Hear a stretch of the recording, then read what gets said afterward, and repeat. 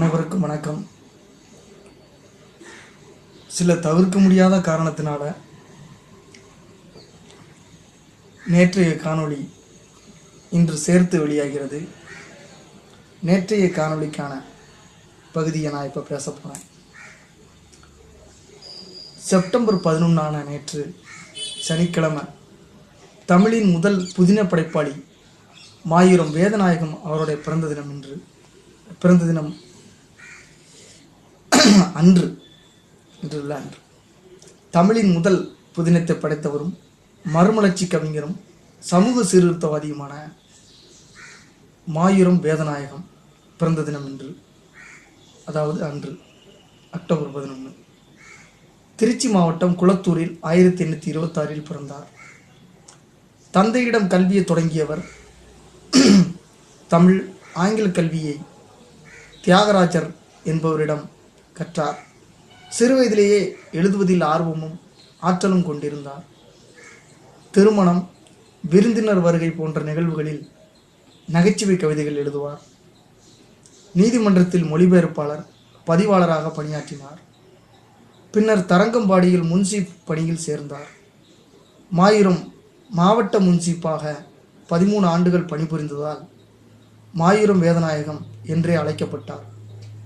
பின்னாளில் இவ்வூர் மாயவரம் என்று மருவி தற்போது மயிலாடுதுறை என்று அழைக்கப்படுகிறது. தற்போது இந்த மயிலாடுதுறை மாவட்டமாகவும் ஆகிவிட்டது. மாயவரம் நகரமன்ற தலைவராகவும் பணியாற்றியிருக்கிறார். இந்த காலகட்டத்தில் தமிழின் முதல் புதினமான அது ஒரு ஜாதி பேர், பிரதாப சரித்திரம் நூலை படைத்தார். மேலும் 15 நூல்கள் எழுதினார். வீணை வாசிப்பதில் வல்லவர். வாழ்க்கை நெறிகள், பொது நெறிகள், பெண் கல்வி, ஒற்றுமை உணர்வு, புதிய சிந்தனைகள், முற்போக்கு கருத்துக்கள் ஆகியவை இவரது கவிதைகளின் கருப்பொருளாக அமைந்தன. தமிழ் கவிதையில் இந்த பாணி ஒரு புதிய உத்தியாக, முதல் முயற்சியாக கருதப்படுகிறது.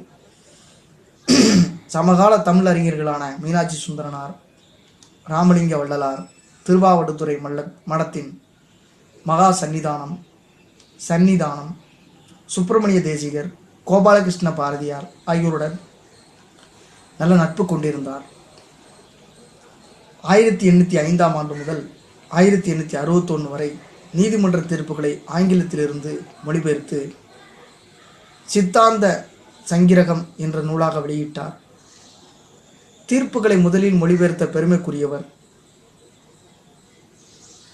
சட்ட விதிகளை தொகுத்து ஆங்கிலத்தில் முதலில் வெளியிட்டார். தமிழ் உரைநடையை வளம் பெறச் செய்த முன்னோடிகளில் தலை சிறந்தவராக கருதப்படுகிறார். இவரது கட்டுரைகள் பெண்கல்வி, தமிழ்தாய்ப்பற்று, கடவுள் பக்தி, நல்லாட்சி, நீதி நெறிகள் என பல அம்சங்களையும் உள்ளடக்கியவை. இவை தமிழில் கட்டுரை இலக்கிய வளர்ச்சிக்கு முன்னோடியாக அமைந்தன. பெண்கல்வி குறித்து இவர் எழுதிய கட்டுரைகள் உரைநடை சிறப்புக்கு சான்றாக விளங்குகின்றன. மாயவரத்தில் பெண்கள் கல்வியை தொடங்கினார். இது தமிழகத்தில் பெண்களுக்காக தொடங்கப்பட்ட முதல் பள்ளி. மாயவரத்தில்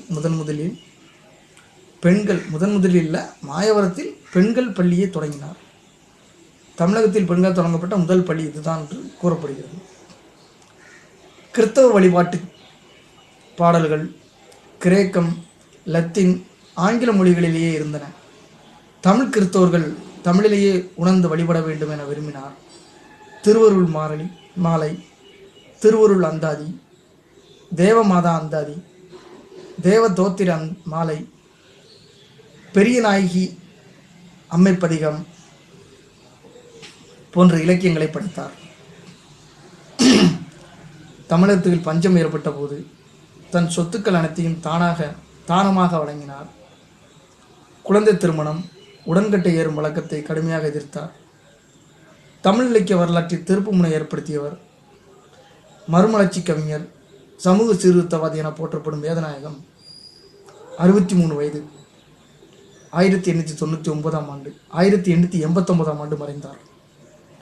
இந்த மாபெரும் ஒரு ஆளுமையை நேற்று சந்திக்க வேண்டியது இன்னைக்கு சேர்த்து நம்ம இவரை சந்திக்கிறோம். அக்டோபர் 12ஆம் தேதிக்கான காணொளி இன்னும் கொஞ்ச நேரத்தில் வெளியாகிவிடும். நன்றி, வணக்கம்.